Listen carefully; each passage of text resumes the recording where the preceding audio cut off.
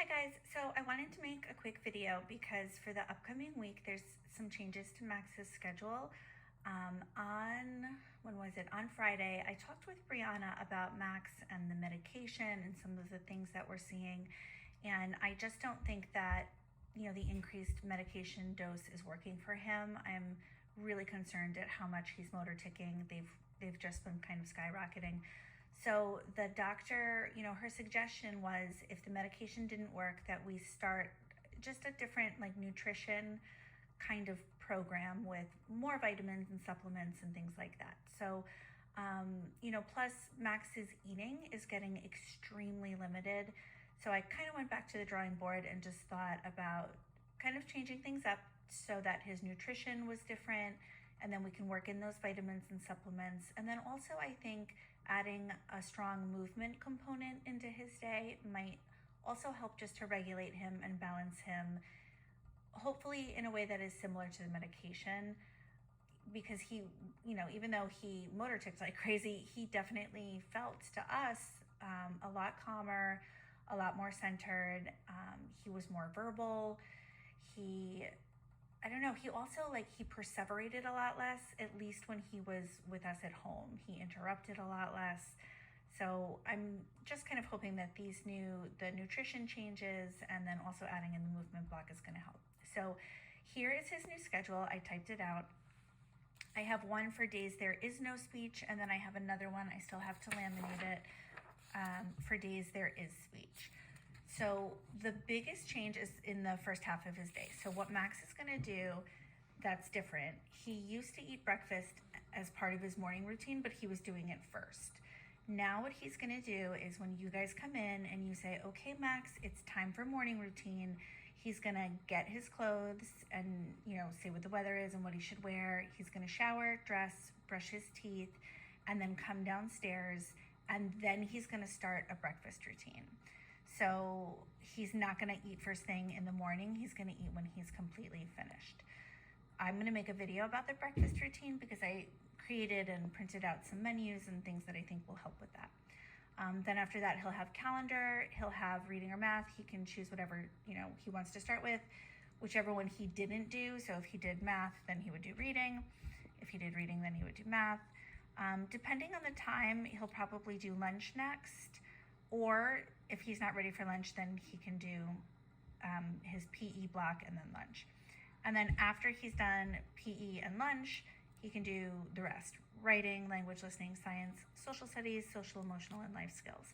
I know that seems like the end of his day is really heavy with activities, and also it probably doesn't seem conducive because I know that in the afternoon he's really not his best. He tends to wear out. But I took a lot of what was in science and social studies and even language and listening and moved it up here into the breakfast routine block and the PE block, believe it or not. And then even the math concepts portion I put into his breakfast routine. So it's basically more natural environment type ways to hit those targets. And I'm gonna explain all of that in a quick video. But what I'm hoping is that when you guys come in, and I laminated this so that you could write on it, when you come in on Monday, you can go over his new schedule with him. And Monday actually is a speech day, I believe. So you would go over his schedule and then let him know that as you complete each thing, you can cross it off. So I have a dry erase marker. He can go through and cross them off. That way, if he's really nervous, like what's next, how much longer, you can just direct him in whatever way that you're supposed to his schedule. So I'm not sure if, it's verbally going over it with him or just pointing to it. I think because it's written, you'd probably have to verbally go over it at least a few times so that he gets used to it, because he's not reading these things by himself. But then you guys know how to fade that and do gestural prompts and whatever level he's at. But if you can, just because the change, I think it is going to feel a little bit bigger to him, and because he's not on any kind of medication to help take the edge off. Well, he is, but he's not on anything different than what he used to be. He might just feel nervous at first. So if you can just direct him to this, allow him to cross things off. I know you guys still have up over there his schedule for when you do your work blocks down here. I think that's awesome, and he should definitely, continue to use that. But when you're upstairs and you're in the kitchen and you don't have that with you, you can use this. If you're outside during your PE block, you can, have this with your clipboard and your data sheets and all that.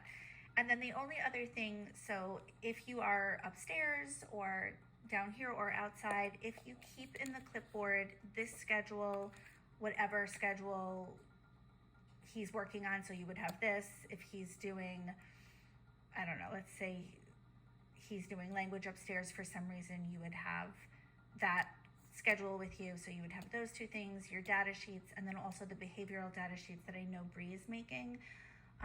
I'm really, really curious to see with this new routine if the perseveration, that's a really big one, that hopefully is being tracked in those sheets, because that's something that we see a ton of at home. Just he repeats constantly. There's a lot of interruptions. There's a lot of stuff about toys and Christmas and dinosaurs, but also, do I get to stay home, and about school the next day. So I'm just curious to see if some of that goes down with some of these new changes. I'm really kind of hoping it does. So I think that's it for this, and then I'll make a video for the breakfast morning routine.